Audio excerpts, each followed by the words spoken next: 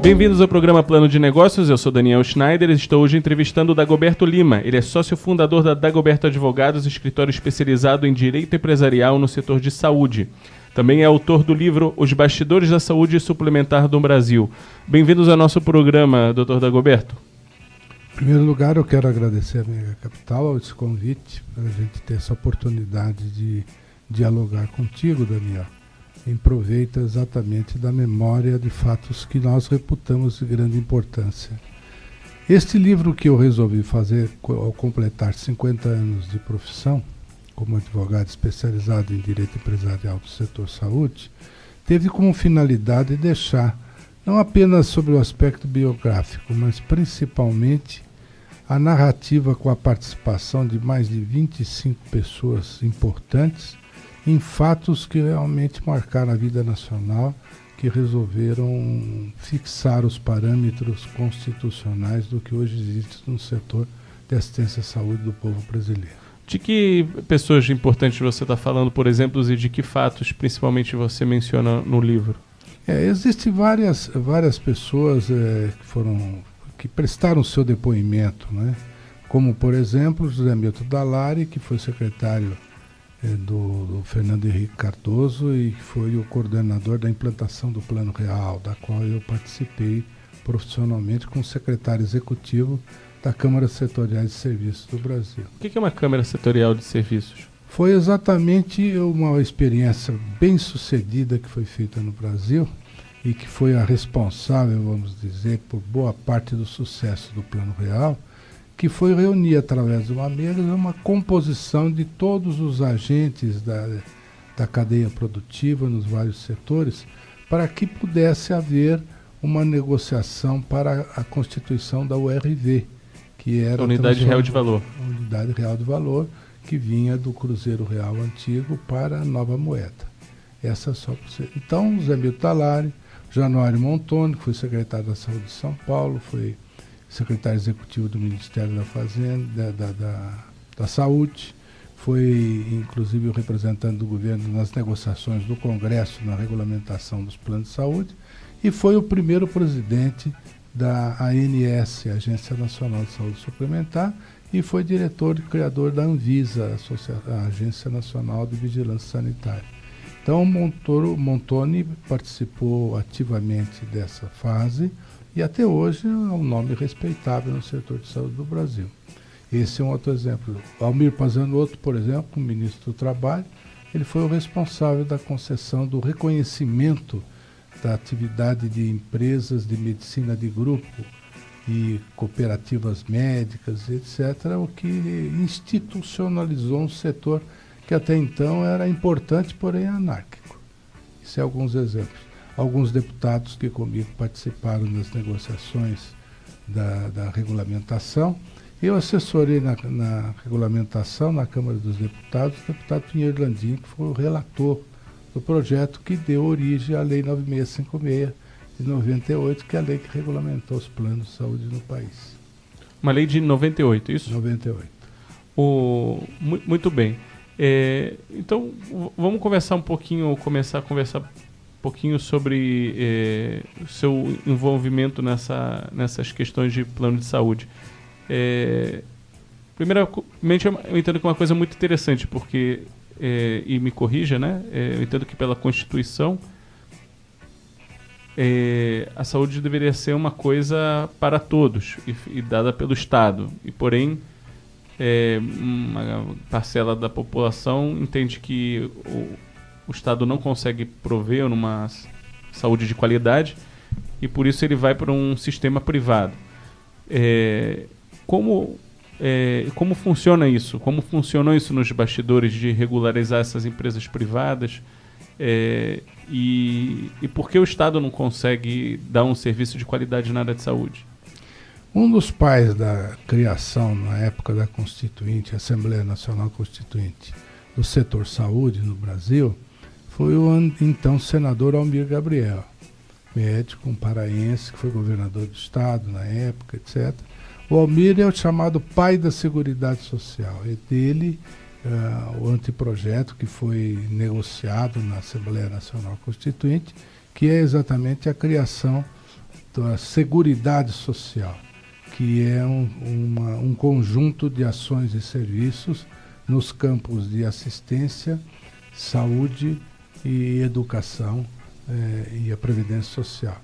Então isso formava um bojo que na realidade que existe até hoje, foi aprovado, consta do artigo 195, 194, 195 da Constituição de 1988, e nessa oportunidade o que ocorreu?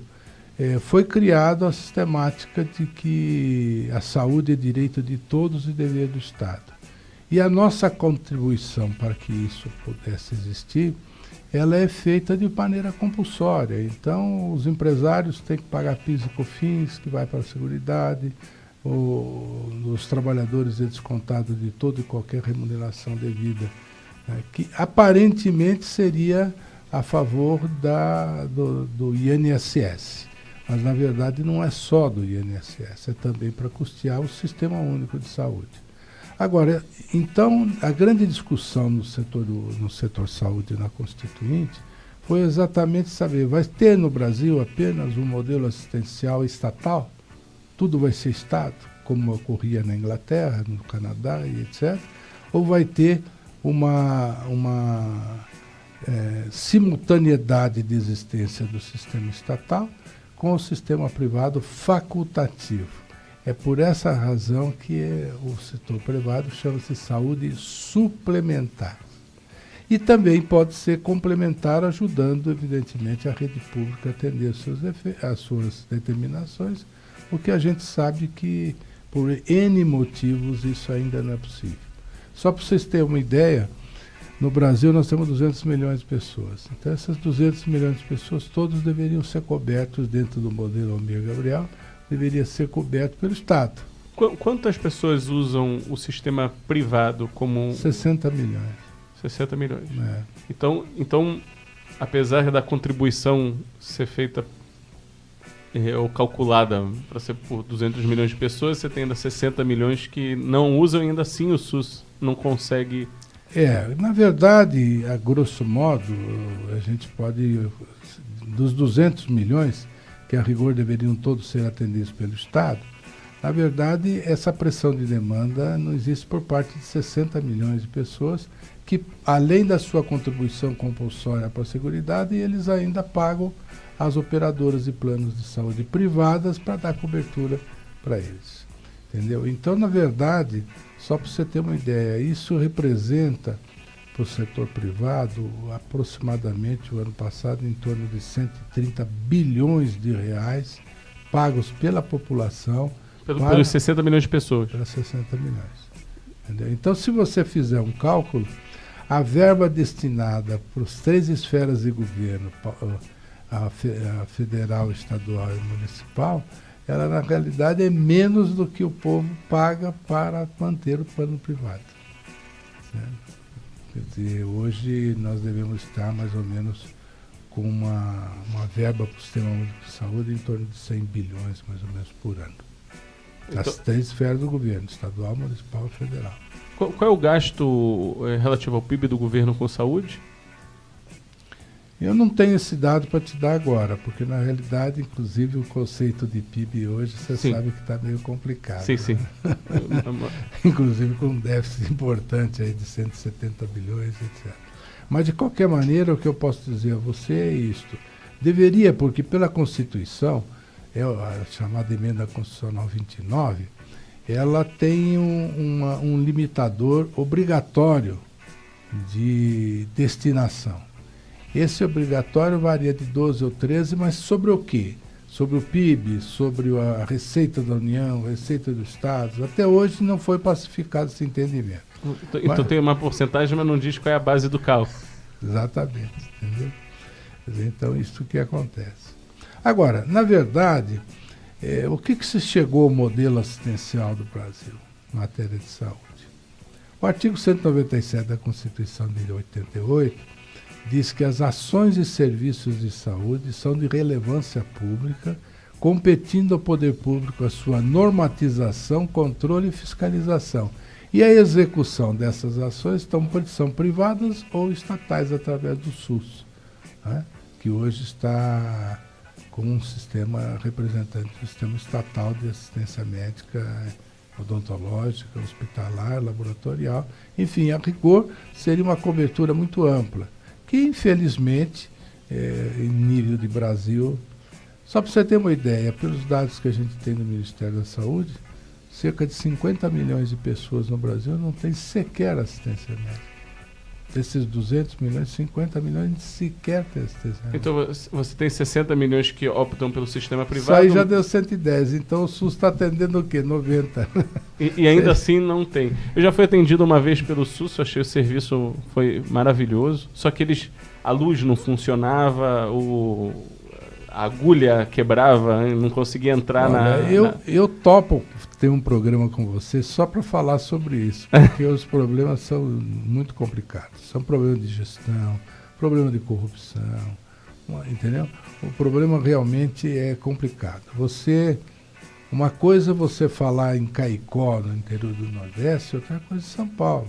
Só para você ter uma ideia, só as ressonâncias magnéticas instaladas na região da Avenida Paulista, desses grandes hospitais, só essa daria para atender a demanda de necessidade desse exame de diagnóstico do país inteiro. E por outro lado, tem lugares como Cáceres, a divisa Corumbá, o Nordeste do Brasil, etc., que não veio sequer, nunca ouviu um equipamento dessa natureza. Você poderia dizer que uma das causas da situação precária do sistema de saúde é ligada a 866 de 93, a lei de licitações do governo, que prega a compra pelo menor preço e aí cria uma situação que, tá bom, você está comprando água pela saúde pelo menor preço, não peça a melhor qualidade, né? Pelo que você já está notando nessa fase que nosso país está atravessando, você vai verificar que na realidade a 8666 ainda é uma benesse, é uma maravilha, uma coisa absolutamente essencial. Agora, evidentemente, ela foi no curso do tempo, foi deformada, então tem que fazer isso, porém, dá exceção de tal coisa, dá exceção de tal coisa. Quer dizer, acabou, na verdade, o Tribunal de Contas da União sendo um órgão interpretativo da Lei de Licitações e Contratações Públicas, que é essa que você falou, 8666 de 93, que, na minha opinião, ainda dos males é o menor e ela tem que continuar a existir, porque a licitação, a contratação pelo poder público, imagine, ela existindo, você vê o que aconteceu na Petrobras e numa série de outras estatais que o grande público desconhecia isso. Eu me lembro bem de uma frase importante de um ministro do Supremo Tribunal Federal, que já não é mais ministro, e que foi o relator do Mensalão. Então vocês sabem de quem estou falando, Joaquim Barbosa, que não é mais.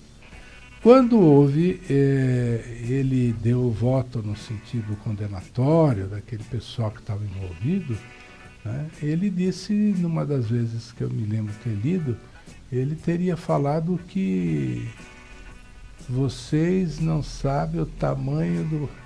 O Mensalão é coisa muito pequena do resto que pode estar acontecendo no Brasil. E a gente verificou que o Petrolão é muitas e muitas vezes maior que o Mensalão, né? E a gente ainda não sabe do buraco do BNDES. Bem, a gente está acabando aqui nosso primeiro bloco do programa Plano de Negócios. Escutem um pouquinho de música e a gente volta daqui a pouquinho.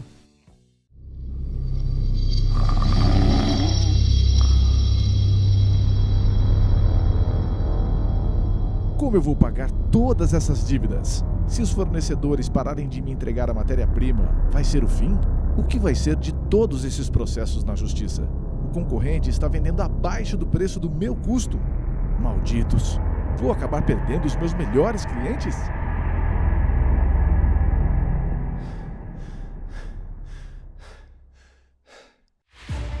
Pense com calma. Você não está sozinho. Conselho Consultivo Sky Group. Decisões de impacto começam aqui.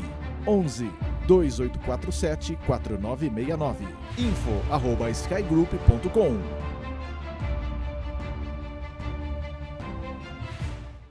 Voltamos ao programa Plano de Negócios. Estou hoje entrevistando o Dagoberto Lima. Ele é sócio fundador da Dagoberto Advogados, escritório especializado em direito empresarial no setor de saúde, autor do livro Os Bastidores da Saúde Suplementar no Brasil. Dagoberto, uma questão aí que ela toca o consumidor, mas mesmo assim ela é muito interessante e interessante escutar a sua opinião. Quando a gente fala de, por exemplo, planos que são privados, né, você geralmente sente todo ano aquele aumento que ele é bem maior do que a inflação. A pergunta é, e se a gente continuar tendo esses aumentos ano a ano que são muito maiores à inflação, eventualmente a gente vai estar só pagando o plano de saúde e não vai ter mais dinheiro para nada. Alguém verifica isso? Qual tem critério? Como isso funciona?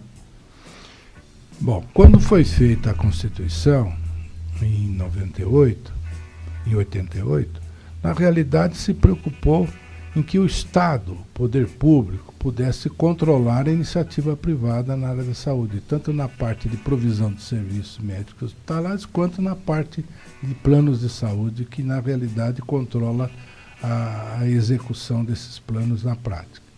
Então, na realidade, nós temos, por uma lei 9961 de 2000, ela foi criada com o poder de polícia do Estado, foi criada a Agência Nacional de Saúde Suplementar, a ANS.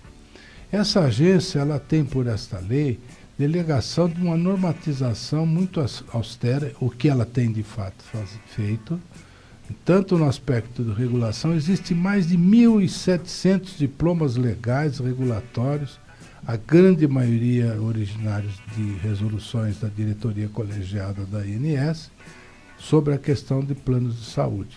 Então, hoje, a ANS controla a qualidade, controla o produto disponibilizado para o consumidor, ela controla, no caso dos planos individuais, aquele que vai diretamente pago pelo consumidor, ela tem uma limitação máxima anual do reajuste, tá certo? Isso ela já está fazendo há alguns anos. E, na verdade, os planos coletivos, eles são induzidos, apesar da liberdade de contratação dos financiadores dos planos coletivos, na realidade eles são induzidos mercadologicamente pelos parâmetros fixados pela ANS para os planos individuais. Então, na verdade, no mundo inteiro, isso não é no Brasil não, no mundo inteiro, a inflação do setor saúde é sempre maior do que a inflação média do país. Entendeu? Eu me lembro muito bem que há muitos anos atrás, quando o Clinton era presidente, a inflação dos Estados Unidos estava em torno de 6% e a inflação do setor saúde estava em 12%, 14%. Entendeu? Então, agora, porque também você vê, tem o aspecto ético do tratamento médico. A saúde é considerado um dos itens de maior proteção constitucional do Brasil e de outros países, porque a saúde é vida, e a vida, evidentemente, tem que ser protegida. Agora, para isto, se você pegar o Código de Ética da Classe Médica, que é uma lei de 1957, você vai verificar lá que o médico é obrigado a disponibilizar no tratamento do paciente a melhor técnica, melhores equipamentos disponíveis. Então, aquilo que eu citei no primeiro bloco com relação às ressonâncias magnéticas, existe hoje, por exemplo, cirurgias que são feitas por robô em São Paulo, com grande sucesso. Microcirurgias cranianas, etc. Esses equipamentos custam uma fortuna. Entendeu? E esse dinheiro tem que ser buscado de algum lugar para poder obter financiamento disso. A questão do desenvolvimento tecnológico de medicamentos novos. Hoje, quando se fala em AIDS, já se fala como se fosse uma coisa de uma doença rotineira, pode ser tratada algo que era absolutamente letal há 10 anos atrás. Então, o custo da assistência médica, ela é realmente maior do que o normal. Agora, o que acontece é o seguinte, através dessa legislação, a agência tem controlado isso. Mas tem um detalhe que é importante. Você tem nos planos coletivos, nós temos 60 milhões, por exemplo, de pessoas que contribuem, que são beneficiários do sistema privado. Desses 60 milhões, 80% são originários de planos coletivos. O que são planos coletivos? Aquele que é uma medicina de grupo em que são contratados esses planos coletivos através de associações, através do financiamento das empresas, né? Hoje é muito difícil você ainda ver empresas que os empregados não tenham plano de saúde.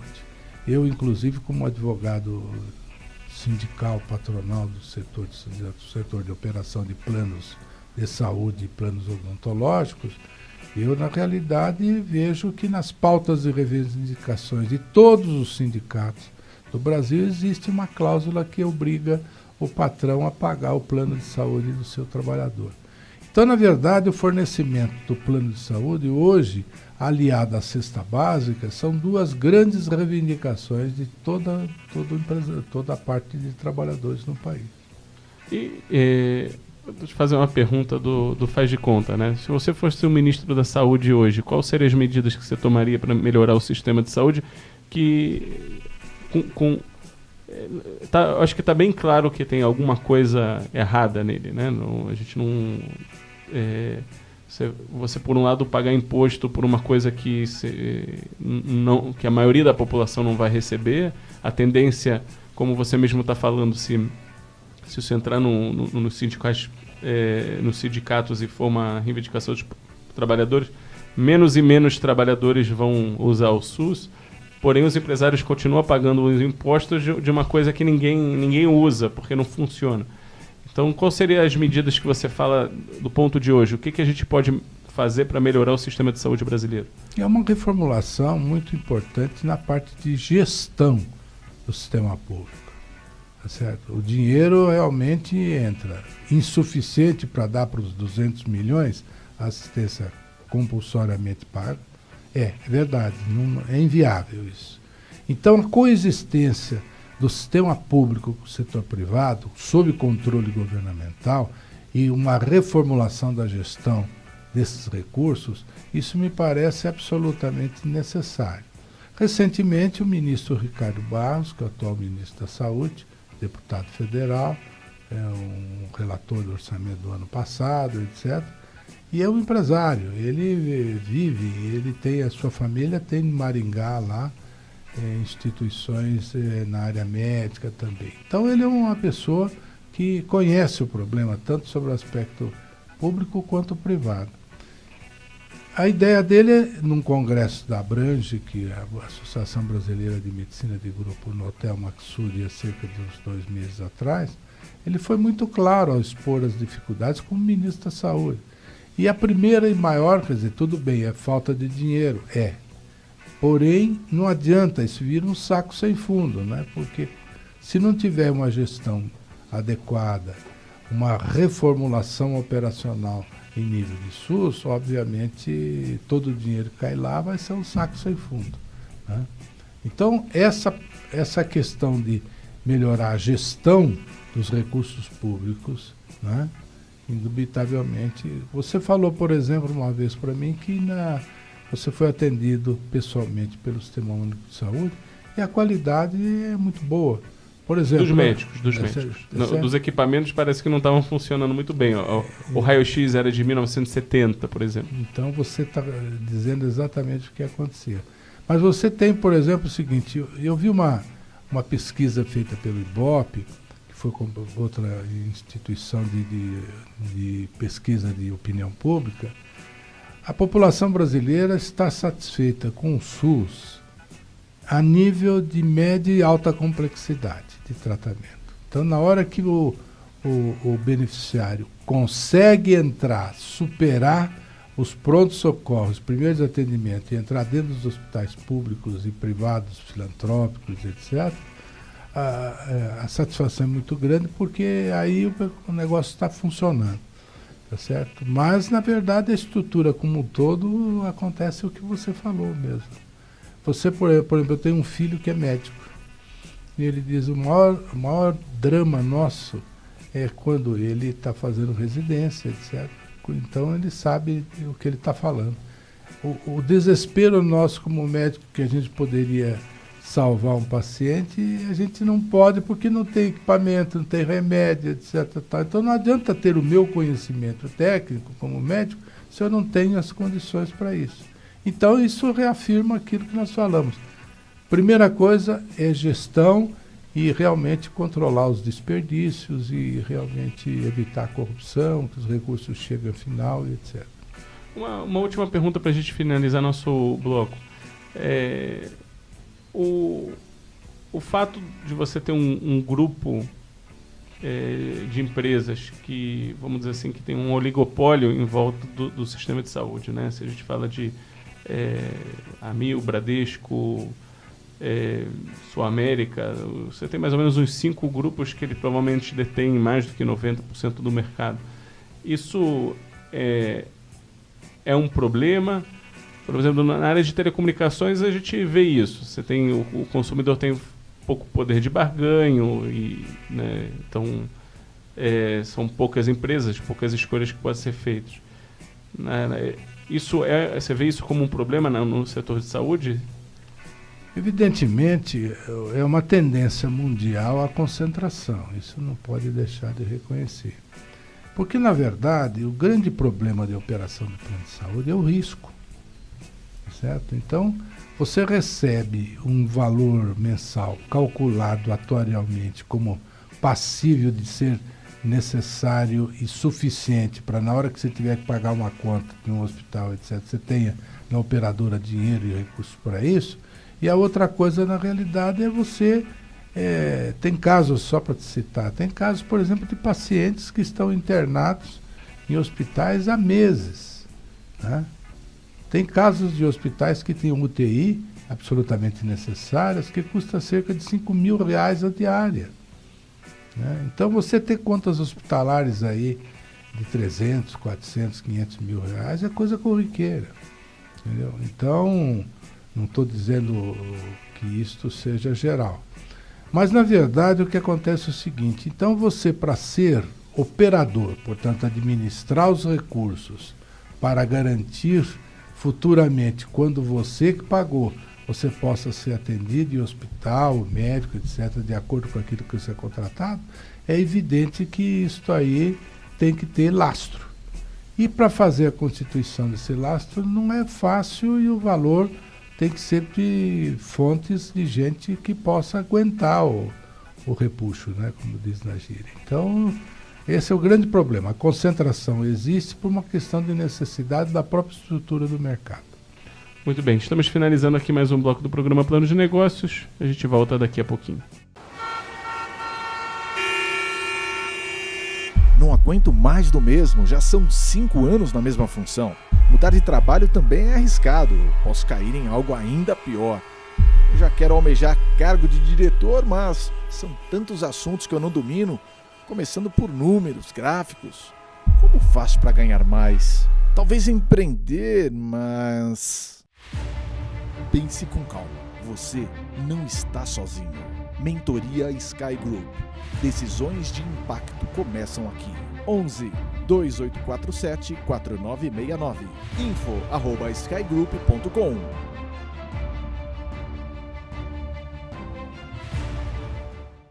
Voltamos ao programa Plano de Negócios. Estou hoje entrevistando o Dagoberto Lima. Ele é sócio fundador da Dagoberto Advogados, escritório especializado em direito empresarial no setor de saúde. Ele é autor do livro Os Bastidores da Saúde Suplementar no Brasil.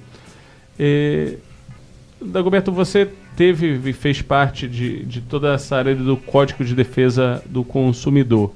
Você menciona isso no livro e eu queria saber de você um pouquinho dos bastidores do que aconteceu para fazer esse código ser o que ele é hoje. E se você está satisfeito com esse trabalho, se você acha que ainda o que pode ser feito para melhorar ele.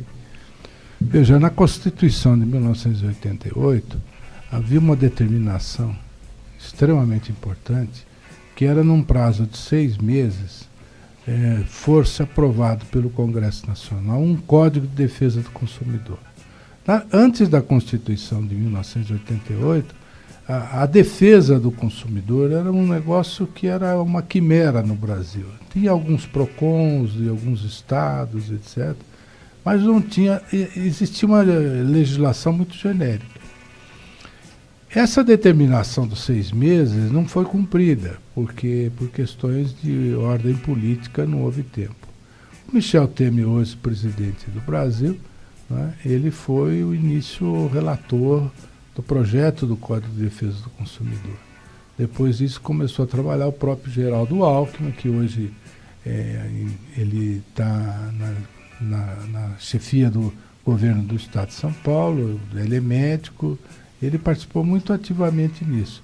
E eu conto no meu livro que, apesar de ser um assunto da maior relevância, porque envolve fornecedores de bens e serviços de um lado e consumidores de outro, portanto a base de toda a estrutura de convivência social no Brasil, na verdade, principalmente o que eu senti como assessor jurídico de entidades, eu observei que, na verdade, não tinha uma preocupação muito séria de parte uma sensibilização dos industriais, dos comerciantes, etc., sobre isso. Quando o código foi aprovado, na verdade, hoje, tecnicamente, não existe o Código de Defesa do Consumidor. O que houve era uma lei, né, de um determinado senador, que é o Juracy Magalhães Júnior, sobre um negócio focal que saiu do Senado para ir para a Câmara. E na Câmara estava o Código de Defesa do Consumidor sendo elaborado. Que pegaram, botaram nesse projeto do Juracy Magalhães, na verdade a Câmara aprovou e o Senado depois referendou. Então hoje o que é importante é o seguinte, que houve durante porque esse código entrou em vigor em 1990. Nós estamos, portanto, há 16 anos, ao que me consta, né? Em que ano foi o código? O código foi de 1990. 26 anos. 26 anos. Então, na realidade, se observa que houve uma evolução. Hoje existe uma estrutura nacional de defesa do consumidor, feita de uma maneira, inclusive, coordenada pelo Conselho Nacional de Defesa do Consumidor do Ministério da Justiça, né? Nós temos o CAD, que é o Conselho Administrativo de Defesa Econômica, e a defesa do consumidor ela tem sido muito respaldada por decisões judiciais. Evidentemente, como tudo acontece na vida, existem decisões certas e decisões inadequadas, tá certo? Então, hoje está surgindo um problema muito sério, que os consumidores estão recorrendo, quando não atendidos pelas operadoras, ao judiciário, pedindo coisas que não estavam contratadas. Então, com isso, inviabiliza, inclusive, a própria administração desses planos. A Justiça tem conseguido dar liminares a tempo de atender o consumidor, porém, quem é que está pagando essa conta? É o sistema como um todo. Então, essa questão da judicialização, o Conselho... Mas como se pode resolver isso? Porque, por um lado, você tem um juiz que ele não é médico, ele simplesmente vê um consumidor em apuros, às vezes a vida dele está em risco, ele não contratou, mas a vida dele está em risco, ele não sabe, não tem tempo de ler o que está coberto no plano de saúde. Então, até mesmo a presidente do Supremo Tribunal Federal, né, mencionou ultimamente, falando que o que ela vê é uma vida que tem que ser salva, ela não sabe todos os detalhes daquilo. Então, está claro qual é o problema, não está claro qual é a solução. É uma solução muito difícil, evidentemente, por causa disso. Certa feita eu fui convidado pela Escola de Magistratura para dar um curso para juízes recém-concursados sobre essa questão de concessão de liminares sem cobertura contratual nos planos de saúde. E com toda a boa intenção, eu vi alguns alunos meus colocar exatamente o que você colocou. Só imagina de madrugada, chega um advogado na minha casa, eu sou juiz, se eu não conceder a liminar para internar, pode morrer o paciente. Eu vou naquele instante acolher mesmo que a gente considere errado, acolher essa pretensão, ou permitir que, evidentemente, a pessoa, por falta de assistência, venha a morrer. Então, é uma situação complicada. O que está se tendente, eu participei de inúmeras palestras no Brasil inteiro de natureza técnico-jurídica para juízes sobre esta questão da concessão de liminares sem cobertura contratual nos planos de saúde. E a gente observa a grande dificuldade. Porém, o sistema todo fica onerado por isso. Porque você tem casos, por exemplo, de liminares concedidas cujos tratamentos representavam 30% ou 40% do faturamento global mensal do operador. Tá certo? Então, realmente a coisa complica. A tendência natural é que comecem-se a constituir, como fosse comitês técnicos assessores desses juízes. Sim, da mesma forma que se você abrir um processo, trabalhista, dizendo que tua saúde piorou por causa do teu empregador, tem uma perícia, né? E aqui não tem nenhuma perícia, não tem nenhum. Onde está o especialista, né? O Conselho Nacional de Justiça tem tentado arrumar fórmulas porque o número de ações é muito importante. Tá certo? Tem escritórios de advocacia, em conjunto com médicos, etc., que entram diuturnamente no judiciário pedindo concessão de liminares. E em mais de 90% essas liminares são obtidas. Então virou uma verdadeira indústria de liminares, o que se aproveita dessa situação as pessoas, evidentemente, mal intencionadas. Mas o que a gente está notando é duas coisas importantes. Primeiro, a conscientização do Poder Judiciário da gravidade dessa questão. Segundo lugar, o que também é importante é que a tendência em alguns lugares, em alguns estados, isso já ocorre, Minas, Rio Grande do Sul, São Paulo está começando, etc., da formação ao lado desses juízes de um órgão assessor para ele. Quer dizer, sem ferir a sua liberdade de convencimento constitucional, o juiz, antes de dar a sua decisão, se concede ou não, ele vai ter um técnico do lado e fala, olha, isso aqui é verdadeiro, isso aí não é verdadeiro, porque também acontece isso, tá certo? Existe também uma coisa importante, essa indústria de liminares se aproveita das filas do SUS para captar esse pessoal para entrar contra plano de saúde. Entendeu? Então, esses comitês assessores da magistratura, me parece, eu reputo que são da maior importância. E tem que sair por aí, porque o juiz tem que ter a sua independência para julgar. Tem tribunais que vão rever. Mas até o tribunal rever, evidentemente, a decisão da liminar, o caso já foi. O orçamento já foi. Entendeu? Sim. Então é isso. Eu acho que é difícil, mas tem que ser por aí. Muito bem. Estamos finalizando aqui mais um bloco do programa Plano de Negócios. A gente volta daqui a pouquinho.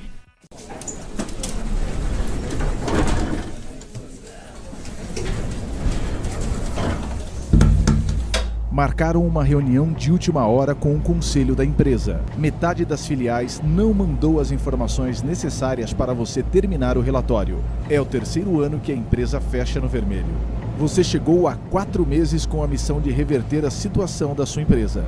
3 profissionais antes de você tentaram e não conseguiram. O conselho quer fechar 2 fábricas. Você vai ter apenas 10 minutos para apresentar e fazer com que mudem de ideia. Pense com calma, haja rápido. Um curso prático para decisões de impacto. Se inscreva hoje, pois o número de vagas é limitado. cursos@skygroup.com ou no telefone 11 2847 4969.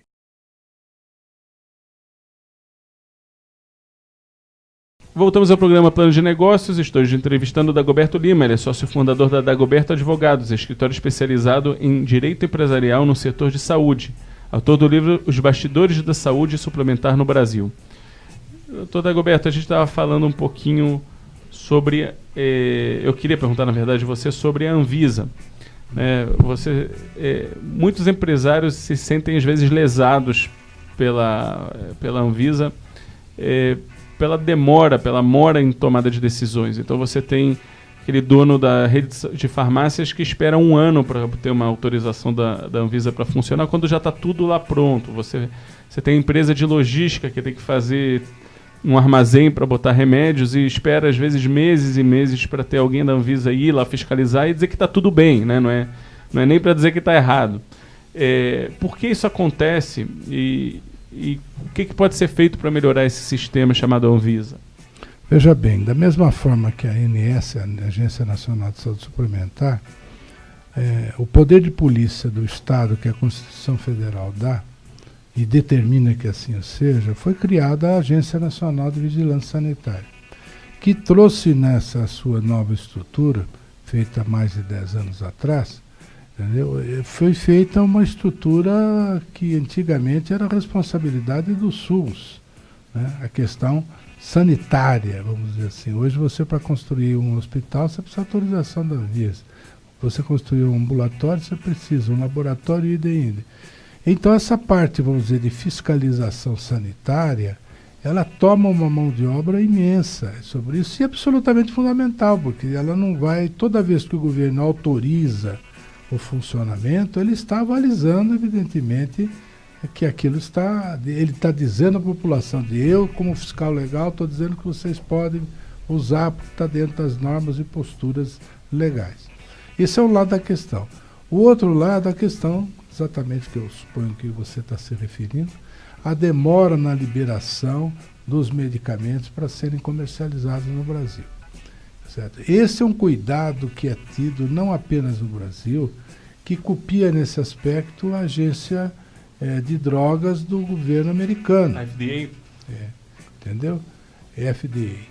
Então, na realidade, eles são muito cautelosos, porque, segundo alguns técnicos me explicaram, tem um aspecto, vamos dizer, técnico-científico, de verificar se de fato aquele medicamento tem condições de atingir os objetivos para o qual está pedido o registro, e segundo os aspectos burocráticos, quem é que vai fabricar, quem é que vai distribuir, quem vai fazer. Então, o problema, volto a enfatizar, é um problema de gestão. Falta gente na Anvisa para poder tocar isso aí com qualidade? Sim. Mas a gente observa que também temos que dar a mão à palmatória no sentido dessa condição. Os próprios funcionários são muito cautelosos, né? Então eu prefiro dizer que a Anvisa é necessária, ela existe por uma delimitação legal, inclusive moral. Tem o problema das órteses e próteses também, que depende dela, que já está dando um rumor muito grande, e os medicamentos. Então, na verdade, precisa ser melhor estruturado. Das próteses é o problema da fraude de médicos e empresas de prótese que fazem uma espécie de acordo de gaveta, né? E um indica o outro sem que isso poderia ser feito dessa forma. A indicação seja sem critério científico, só para faturar em cima. Comércio, comercial, né? Muito bem. E voltando um pouquinho para essa questão também dos números que você já mencionou aqui, temos 60 milhões de pessoas que usam o sistema privado, mas 50 milhões de pessoas que não usam nenhum. E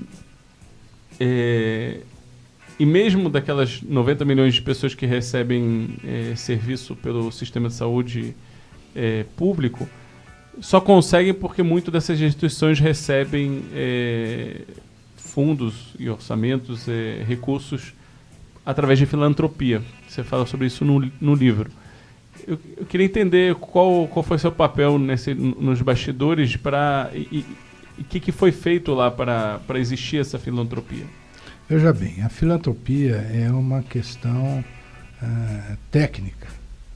O artigo da Constituição Federal, que é o 196, que fala das imunidades tributárias, estimula que as entidades sérias possam, de acordo com a disposição da lei da qual eu ajudei a participar, no sentido de fazer com que elas fossem reguladas, mediante contratos de direito público com as entidades públicas, ou seja, em nível de governo municipal, estadual, federal, e elas colaboram para o Sistema Único de Saúde nesse sentido. Mas aí tem um dos pontos básicos, é que para ser caracterizado e ser detentor do registro de entidade beneficente de assistência social, que é uma filantrópica, é feito isso, no caso da saúde, pelo Ministério da Saúde, em conjunto com a Receita Federal. Então, esses que estão considerados como filantrópicos, eles têm, no caso da área hospitalar, tem que dar no mínimo 60% do total dos seus atendimentos para atender pacientes do Sistema Único de Saúde. Entendeu? Então, hoje, se você disser que as Santas Casas, por exemplo, são a mola mestra do sistema de atendimento estatal, se todas, isso não vai acontecer, mas se todas as filantrópicas Santa Casas deixassem, por falta de condição financeira, deixassem de atender pacientes enviados pelo SUS, o SUS não existiria. Tamanha é a representatividade de atendimento que essas entidades têm. Agora, tem instituições filantrópicas, como, por exemplo, o Hospital do Câncer em São Paulo, o ICA no Rio de Janeiro, tá certo? São hospitais de muito bom nível, né? Outro dia eu estava vendo uma pesquisa feita por um órgão de opinião, verificação de opinião pública. A gente observa que a população está muito satisfeita com o SUS quando consegue entrar nos hospitais. O galho é o primeiro atendimento. O galho são as filas para atender, as filas para fazer o exame, né? Porque o médico pede, fornecimento de medicamentos. Então, vamos dizer, é da porta do hospital para fora, né? Isso que tem que ser resolvido, isso que a população não se conforma e exige, a mídia fica em cima disso. Uma vez que entrou, o índice de satisfação popular com o atendimento do SUS é muito bom. Muito interessante. Eu queria te perguntar um pouquinho sobre o livro. O livro conta das tuas experiências em 50 anos de profissão, mas a escrita do livro, quanto tempo te levou a escrever o livro? O livro em si, eu tenho a impressão que deve ter me dado uns 2 anos escrevendo, no que dava tempo, né? E como foi a experiência da escrita do livro? Lembrar e relembrar? Eu na realidade, o que eu imaginei, conforme te falei no início do primeiro bloco, eu tive uma vida, estou tendo até hoje, porque eu não parei de trabalhar isso aí, eu achei que era o momento oportuno para poder falar sobre isso. Eu quis deixar registrado visões que o grande público não teve das coisas que existem hoje, quando foram criadas. Como exemplo? Como, por exemplo, a regulamentação dos planos de saúde. Por exemplo, a criação das agências reguladoras. Por que foi criada uma agência e não, na realidade, não continuou sendo o Ministério da Saúde ou INAMPS, etc. A estruturação do Sistema Único de Saúde. A questão da política de preços, controle de preços, entendeu? E tudo isso, na verdade, a questão do plano real, me parece uma parte muito importante.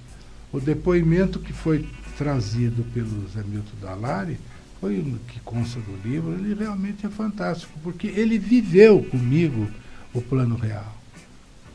Tenho certeza de que, apesar do brilhantismo de todos os formuladores do plano, apesar do apoio político do presidente, do ministro da Fazenda, etc., sem esse pessoal que foi a campo para fazer a população aderir a um sistema monetário novo, que o Plano Real é isto, foi uma atividade extremamente importante para o país. Que o pessoal... Por outro lado, na questão dos planos econômicos, antes do Plano Real, teve o Plano Cruzado, né? Teve o Plano Bresser, teve o Plano Verão, todos que foram fadados ao insucesso porque cometeram equívocos realmente importantes dessas coisas. Eu quero te perguntar aqui, o Edson Laércio de Oliveira, que ele é presidente da Federação dos Trabalhadores de Saúde do Estado de São Paulo, ele te define como um negociador e articulador exímio. Por quê? Por que ele usou essa definição? O Edson é um adversário respeitoso, porque eu sou advogado de negociação do lado patronal, entendeu? E ele, além de ser o presidente do Sindicato dos Empregados em Saúde de Campinas e região, ele é presidente da Federação e um dos diretores da Confederação Nacional dos Trabalhadores de Saúde. Então, todo ano a gente se cruza, né, nessas negociações. Haja vista que até agora a database dele era julho e ainda não consegui fazer com que ele concordasse com algumas exigências que nós estamos fazendo.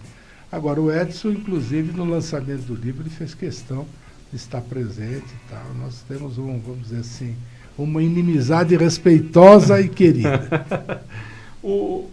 Onde se compra o livro? Não se compra. É perguntar para mim e eu dou. O que eu fiz? Como eu achei que isso aí devia ser, eu sou advogado de inúmeras entidades na área hospitalar e na área de plano de saúde, tanto no aspecto civil como no aspecto operacional, não é? E participei como representante, por exemplo, como assessor jurídico das entidades não governamentais na área da saúde na Constituição de 88, né? Na verdade, eu achei que se eu fosse pedir para um laboratório, para uma operadora, um patrocínio para esse livro, ou mesmo uma própria editora para editar esse livro, talvez limitaria eu alguma das perderia coisas. muito da minha independência de dizer sobre bastidores. Porque algumas coisas, inclusive, eu não posso eticamente falar. Mas outras coisas, por exemplo, foram ditas que servem de memória histórica, com certeza, e como fonte de consulta a todos. Então, essa primeira edição, foram 2.000 volumes, que tem ainda um pouco, né, que eu estou te dando um presente também. Muito obrigado. Entendeu? Então, na verdade, eu... Ainda falta aqui uma deixa eu terminar o programa. Eu te Então, nós vamos doar isso. Nós estamos fazendo isso para as bibliotecas e faculdades, etc., sem nenhum custo. Não, já tem editoras que estão me procurando para fazer contratos de distribuição, mas ainda estou deixando... Como eu lancei esse livro dia 29 de setembro, então está muito jovem ainda. Então, por enquanto, quem precisar desse livro será respeitosamente, com muito prazer, eu passarei as mãos. Muito bacana.